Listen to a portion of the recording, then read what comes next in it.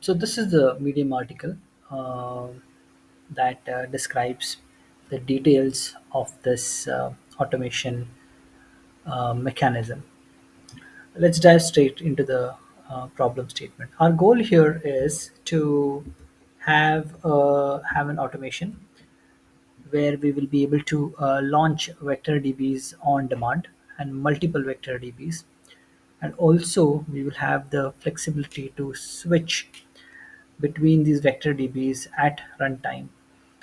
And by doing so, we will have the ability to choose the vector DBs for our various scenarios and then decide which vector DB works best for our specific case. Having said that, now let's look at the current state. So, what happens generally is that there are multiple teams that are tasked to evaluate AI solutions for their use cases. The vector DBs selected are generally based on what is available. The DB that is the easiest to set up is generally opted without much due diligence. This DB turns out to be poorly suited for the specific use case, and hence the whole purpose of this entire exercise is defeated. Unable to switch to the desired DB on demand is the root cause of this problem. And in the further discussion, what we will talk about is the automation that is required to have this particular flexibility. This is the solution of the automation. The main components here are this automation script, which can launch all these vector DBs: Chroma, Elasticsearch, Redis, VV8, Quadrant. These are the five most popular open source vector DBs that are available. And with this, pretty much most of your real world use cases will be taken care of. You can switch between these vector DBs and decide which one works best for the specific for each of your specific use cases. Um, there is the other component is Spring Boot, which Spring Boot application, which will expose endpoints. These endpoints will allow you to insert and fetch data from these vector DBs. It also will interact with a document store. Documents are different type like PDF, doc, CSV, etc. These documents will be able to you will be able to supply these documents and then load these into the vector DB. LangChain for J is another important component which will provide us the ability to interact with these vector DBs and also provide the mechanism of DB switching at runtime. We will see the details in the next section.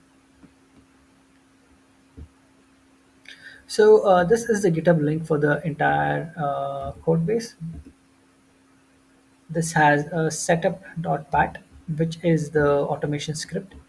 In this automation script, you have all the logic required to launch these databases. It has Chroma, Elasticsearch, Quadrant, etc., etc. In case you need another vector DB which is not included here, then you can definitely go ahead and add it in here and then extend this automation to your desired um, vector DB. It also has these controller which has endpoints that are exposed to do an and insert and extract from the vector DB. We will look at each of these in detail. Besides that, it requires a Git setup, local Git setup, local Maven setup, LangChain for J, which is our library to interact with these vector DBs. A simple embedding model, all mini LM L6v2 for converting the text into embeddings. Spring Boot and Java, which for exposing the endpoints. A Docker runtime. This is most important. This is my Docker runtime. You can utilize this setup to create yours in case you don't have one already. And the two main components are Oracle VirtualBox and Docker. This is my Oracle VirtualBox that I'm using, and this is the Docker desktop. All the instructions are provided here in this document. Next thing is the hardware that you use, that you're running this automation on. At the minimum, should have 16 GB RAM, 10 GB storage space, and 4 cores. Anything less than this will make your automation run extremely slow. It is always better to have a configuration that is higher than this. Let's look at the system design workflow. How does this automation flow? First, we will clone the repository that we looked at. Then we will initiate this setup.bat, which is our automation script. This automation script will launch these databases: Chroma, Elasticsearch, Redis, BB8, and Kotlin. You can choose, in case you're not interested in one of these DBs, you can always choose a no, and then that DB will not be installed. It then builds and starts up our Spring Boot application. Swagger UI is launched, which will have endpoints that will um, allow you to access the VectorDBs, uh, and also it will provide a runtime DB switching mechanism. We will look at the specifics of it, but in general, what happens is you can specify the vector DB that you want to connect into the query parameter, and then LangChain for J will then connect to that particular vector DB at runtime. So now we will go ahead with the demonstration. For that, we will run these. We will run these commands that are given here. I need the command line console here. So first we get into an empty directory. I will git clone the code base here. Okay, so once the clone is done, I will get into the directory, and you see this directory has all these items for form XML. It also has a setup.bat. That's what we need. Setup.bat is our automation script, and that's our starting point. So here, so this is just a reminder of the minimum configuration that you need, the prerequisites that you need to start to launch this automation. So we go ahead. Do you want to set up Chroma Vector DB? I say yes, and we go ahead. In case you don't want any of these Vector DB, you can just go with no. But for now, what we will do is we will set up an environment, a full-fledged environment, so that we can use it for our demonstration. Okay, so looks like this is already set up. Yes, process is running. Do you want to set up Elasticsearch? Yes, I want to.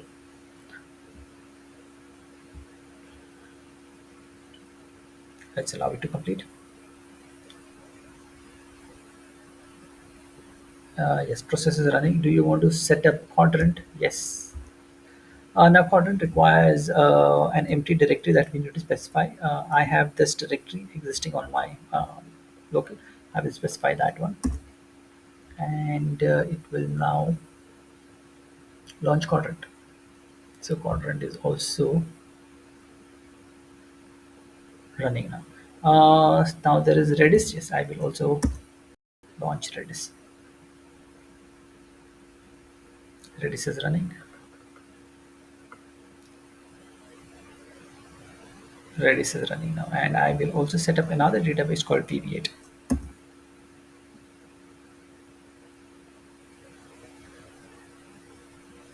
So VB8 is also started. Here we go. So these are the vector DBs that are now deployed on our local machine. So you see how easy it was to deploy multiple vector DBs on your local with this automation. If we didn't have this automation, this task of individually deploying vector DBs would be a lot more tedious.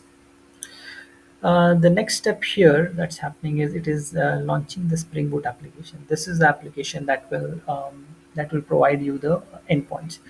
So let's allow it to build, and then it will launch the application. While it builds, I will walk you through this Spring Boot application in our GitHub. So basically, it has a controller.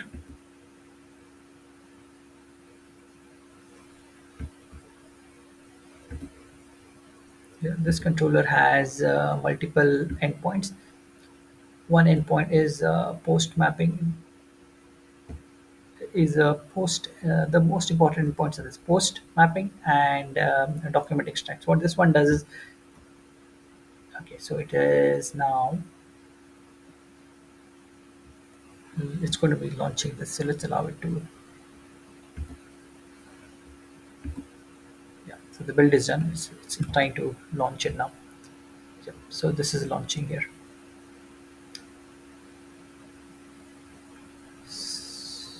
Okay, so this application is still starting up and now it started.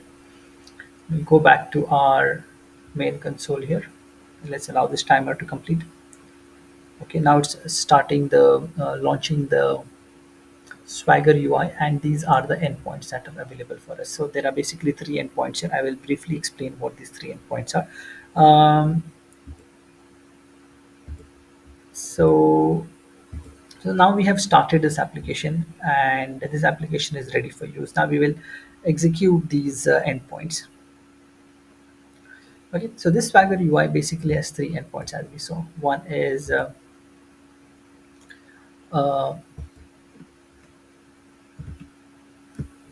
the post document extracts, post data extracts, and post and get extracts. So basically these two are the most important ones here. The post document extract will basically allow us to specify a document like a PDF, and then it will be able we will be able to save this document into the VectorDB. Same way, the get endpoint will be able to specify a criteria, a search criteria, and extract the relevant segments from this document. I will run a demonstration now. So for that, we will open up this document extracts and do a tryout. You can as well do this with Insomnia or Postman. We will do it to Logger with the Swagger UI, which is much more easier to view and execute. So what it asks you is it will ask you a file that you want to load into the VectorDB. We give it a title and tell which database we want to connect for this exercise. So what I will do is I in this uh, code base that we have cloned, there is a training docs, and in training docs there is a PDF document. This is the path I will give for our testing.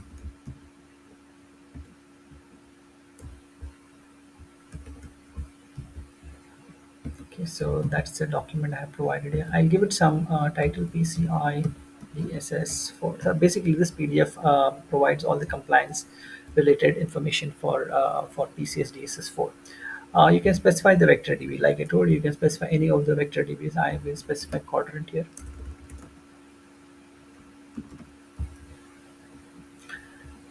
And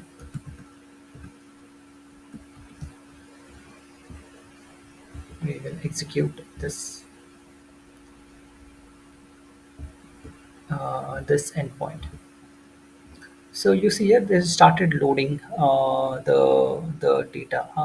I will also open up this this PDF document so that you can see what is available in this PDF document. It is basically a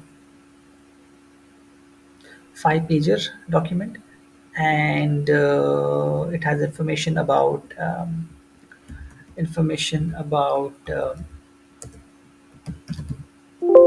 PCI DSS compliance, what is expected testing, and a lot of other information that is available here. So what is happening right now is that this PDF document is getting loaded into the vector database. The automation is basically extracting this text from this PDF.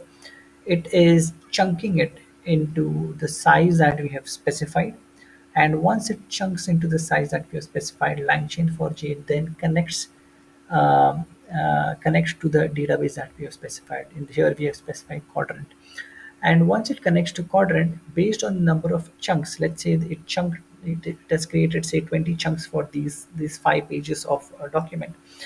It will create 20 corresponding DB indexes at runtime into the quadrant, and each of these chunks will be saved individually into these distinct database indexes.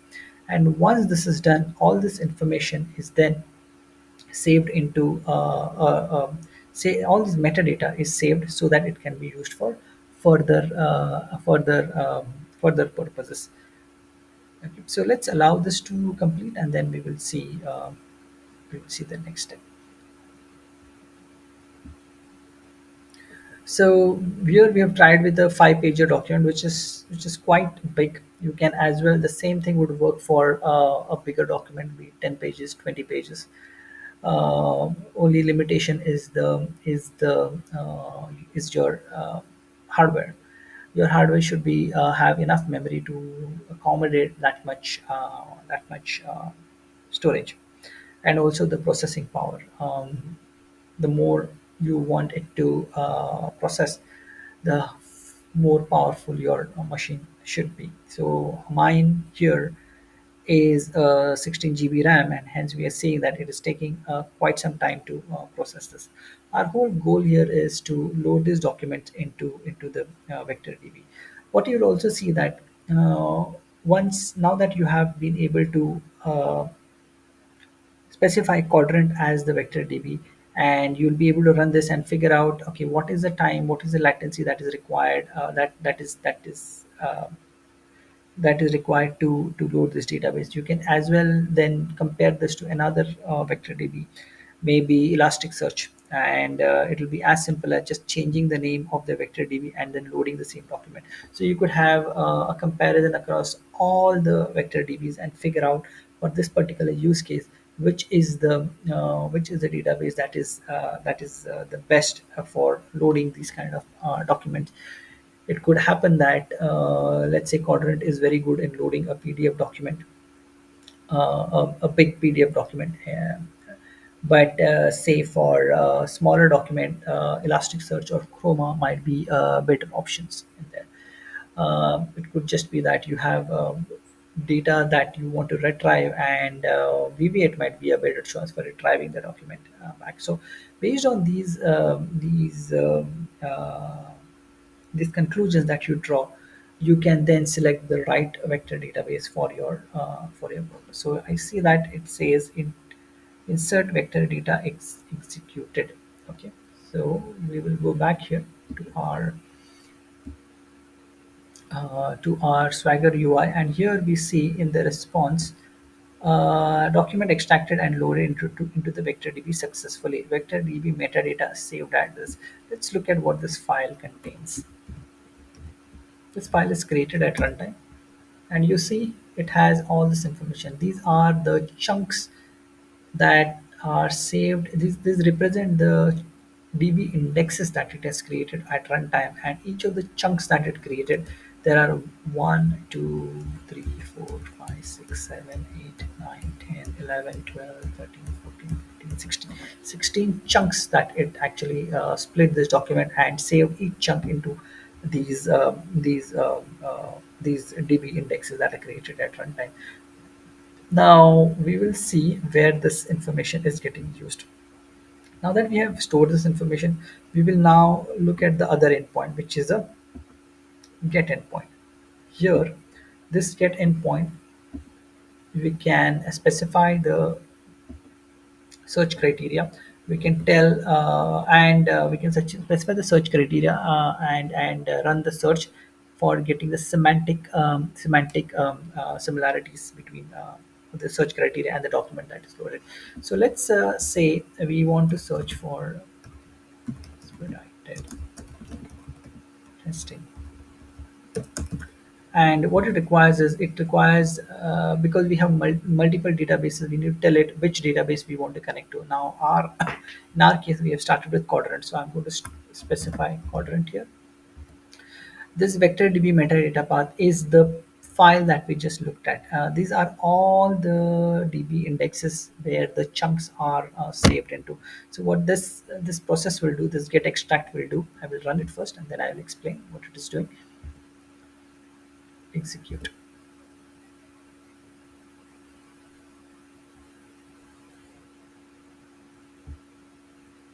Yes, so this is the result that has come out here. So what it has done is basically, yes, expedited testing. So basically, what it has done is that it has taken this search criteria of ours, and then it is connected to this quadrant database, and it has then looked into this particular file, which has all the indexes that are related to this document that we extracted and saved, and it's gone through each and every chunk and then tried to figure out what is the which are the chunks that are text segments that are semantically similar to ours. So here we have also specified the embedding minimum score of zero point 0.5, and it has matched that. Anything that is higher than zero point 0.5 is what we have selected. Now let's just change this to say zero point 0.6 and see what happens. This is what we have right now. This much.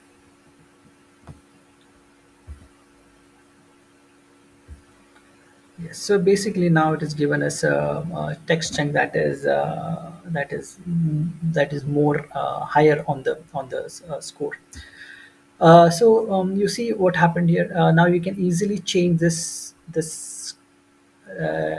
configuration, this testing experimentation to ChromaDB or Elasticsearch, and load your documents, and then find out the latency that is required, that comes in for loading this document, and easily extract this by simply changing these parameters out, this query parameters out here. So with this, what we have seen is the flexibility that it has brought to the table in terms of how you can load, how you can launch multiple vector databases, and also how we can run a semantic search on multiple vector databases by simply specifying the name of the vector database in the query parameter. So with that, I will end this discussion, and I will just go through its conclusions to summarize our discussion. So basically, with this automation, BankNext successfully automated the multiple vector DB launches. We were able to launch five most popular vector databases, and just by running one automation script. We accomplished automation with a single script invocation. We created runtime vector DB switching capabilities by simply specifying the name of the vector DB in the query parameter. We effortlessly launched Chroma, Redis, Elasticsearch, Viviet, and Quadrant. You can as well add additional vector DBs into the script, and you can extend this automation to whichever database you're interested in. But most likely, your most of your real world use cases will suffice with these databases. We provided a multi DB document ingestion and chunking and semantic search. So this automation provided that too. Substantially expedited benchmarking exercises across the organization. With this, we provided very high levels of confidence in the final results. And with this entire exercise, we were able to employ the vector DB that is best suited for our specific use case. Yes. With this, I will conclude this discussion. Thank you.